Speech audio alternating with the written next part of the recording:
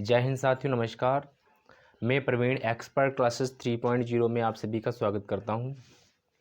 आज मैं कुछ ऐसी चीज़ें बताने वाला हूं, यानी कह सकते हैं कि रूल या नियम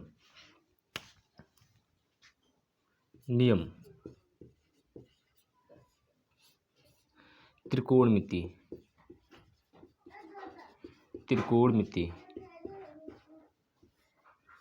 ठीक है। त्रिकोणमिति यानी त्रिकोणमिति के जो नियम होते हैं, किस तरह से, या कह सकते हैं कि किस किस तरह से रूल फॉलो करेंगे तो आगे के प्रश्न जो है हल हो सकते हैं। उसके लिए मैं जो है यहाँ पर सारा चीज़ें बताऊंगा। ठीक है, ये लगभग मैं कह सकते हैं क्लास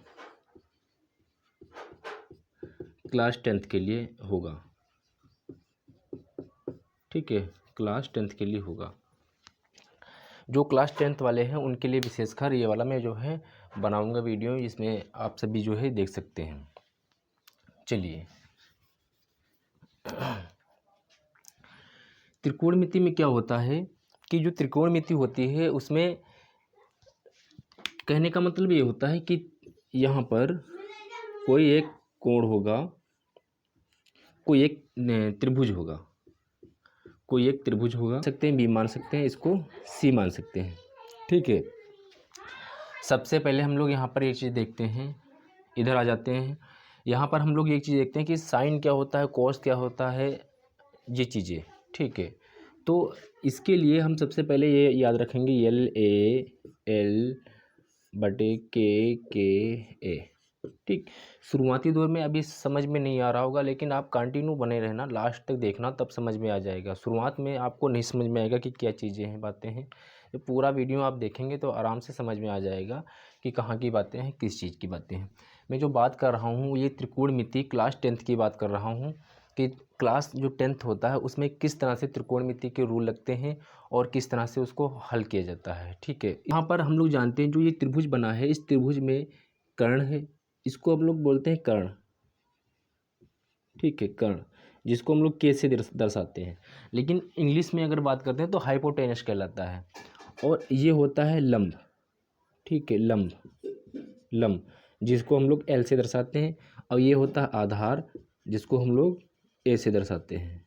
ठीक है, जरूरी नहीं कि ये आधार ए, हम लोग इंग्लिश में अगर बात करते हैं तो ये बेस होता है, ये परपेंडिकुलर होता है, और ये वाला क्या होता है, हाइपोटेनस होता है। ठीक है, यहाँ पर इंग्लिश के बेस पर इनके सिंबल नहीं दिए गए हैं।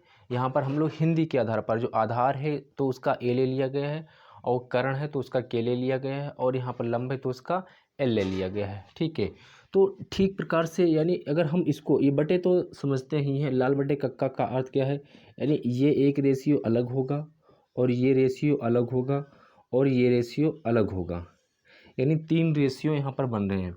तो इस रेशियो, इसमें कौन कौन सा, यानी लंब और कर्ण है, आधार और कर्ण है, लंब और कर्ण है, लंब और आधार है। ठीक है, तो इस वाले, इसको यानी अगर इधर से पढ़ेंगे तो इसको हम लोग साइन थीटा कहते हैं, साइन थीटा। ठीक है, और इस वाले को क्या कहेंगे, कोस कहेंगे, और इस वाले को क्या कहेंगे, टेन कहेंगे। ठीक है, ठीक उसी का विपरीत जो होता है, अगर साइन की विपरीत बात करें तो ये होता है कोसेक,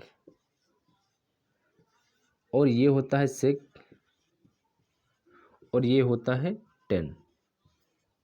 ठीक है, यानी यहाँ पर हम लोगों ने ये सीख लिया कि जो साइन का उल्टा कोसेक होता है, कोस का उल्टा सेक होता है, टेन का उल्टा कोट होता है, सॉरी यहाँ पर कोट होगा, कोट होता है। ठीक है, तो साइन का उल्टा कोसेक, कोस का उल्टा सेक, टेन का उल्टा कोट। ठीक, यहाँ तक कोई समस्या नहीं होनी चाहिए। दूसरी चीज़ हम लोग क्या बात कर लेते हैं, यहाँ पर एंगल, ये वाला, यहाँ पर थीटा दे सकते हैं हम लोग यहाँ पर, हालांकि अभी ए बी के नाम से दर्शा रहे हैं तो ए सी के नाम से ही दर्शाते रहेंगे। ये ए है, ए सी है, ये बी है, जो भी चीज़ें हैं। ठीक है, और जो ये त्रिभुज के मध्य जो दिए जाते हैं वो हमेशा 3, यानी 3 कोण होंगे, त्रिभुज की बात करेंगे, और ये कोण जो है 90 डिग्री का होना चाहिए। ठीक है, यहाँ पर ये चीज़ बात होती है। चलो आगे देखते हैं, यहाँ पर आगे क्या होता है कि जो साइन थीटा, अभी मैंने यहाँ पर जस्ट बताया कि साइन जो होता है कोसेक का उल्टा होता है, तो साइन थीटा, इसको 1/कोसेक लिख सकते हैं। ठीक है। कोसेक का उल्टा होता है, उल्टा का मतलब व्युत्क्रमानुपाती होता है, तो ये लिख सकते हैं। दूसरी चीज़ कोस जो होता है, कोस थीटा जो होता है वो सेक का उल्टा होता है, यानी सेक का व्युत्क्रमानुपाती होता है।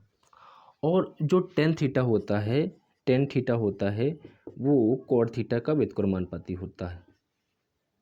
ठीक है, कोट थीटा का व्युत्क्रमानुपाती होता है। अगली चीज़ यहाँ पर व्युत्क्रमान, अगर मैं कोसेक की बात करता हूँ तो वो साइन का व्युत्क्रमानुपाती होगा, अगर सेक की बात करता हूँ तो कोस का व्युत्क्रमानुपाती होगा, अगर कोट की बात करता हूँ तो टेन का व्युत्क्रमानुपाती। जैसे मैंने कहा कि कोस, अगर यहाँ पर कोस थीटा की बात कर लेते हैं, कोसेक थीटा की बात कर लेते हैं, कोसेक थीटा की बात कर लेते हैं, तो 1/साइन थीटा होगा। ठीक है, अगर मैं कोस यहाँ पर सेक थीटा की बात कर लेता हूँ, सेक थीटा की, तो ये 1/कोस थीटा होगा। ठीक, अगर मैं यहाँ पर कोट थीटा की बात कर लेता हूँ तो 1/टेन थीटा होगा।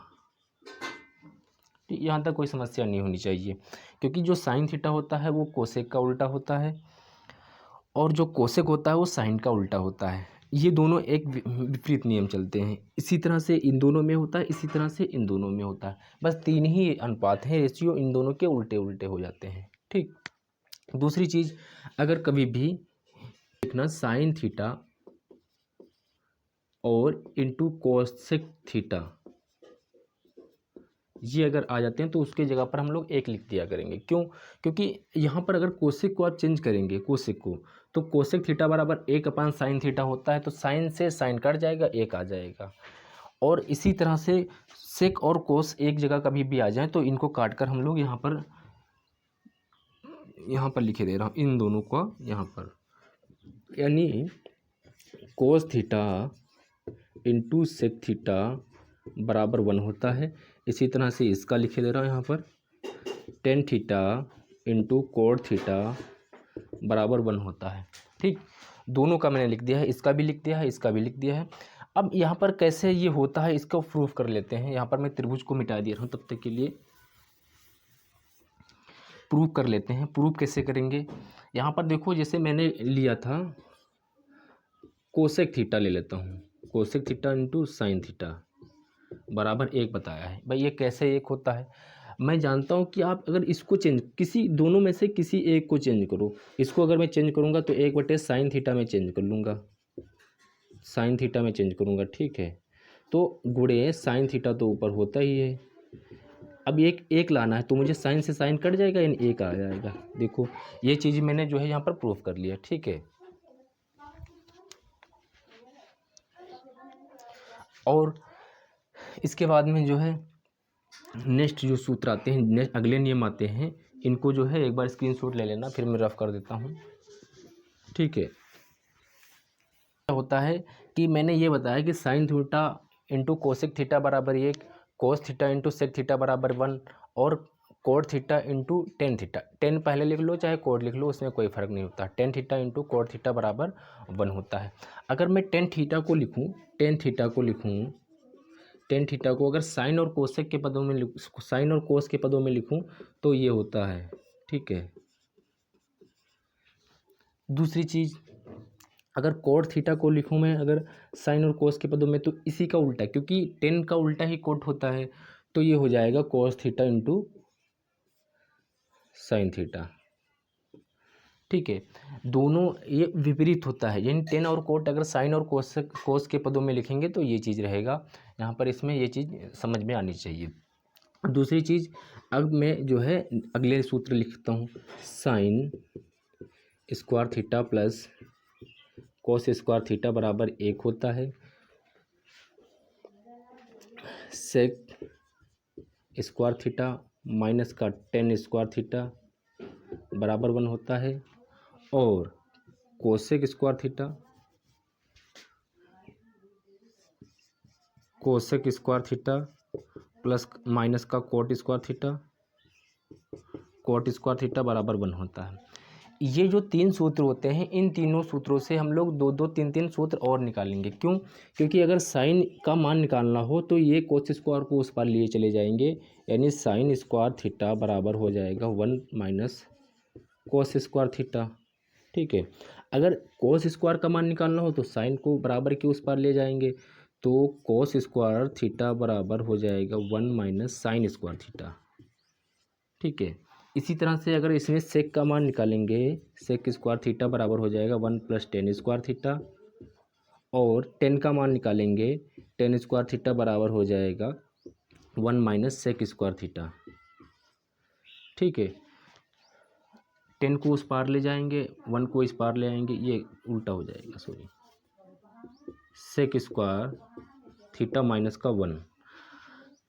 इसमें आ जाते हैं, इसमें अगर कोसेक का मान निकालेंगे, कोसेक स्क्वायर थीटा बराबर हो जाएगा 1 प्लस कोट स्क्वायर थीटा, और कोट का मान निकालेंगे तो कोट स्क्वायर थीटा बराबर हो जाएगा कोसेक स्क्वायर थीटा माइनस का 1 हो जाएगा। ठीक, ये जो अनुपात हो गए, इन पर जो है हम लोग काम करेंगे भी आगे, जो है कह सकते हैं कि इन्हीं बेस पर जो है क्वेश्चंस को लगाएंगे।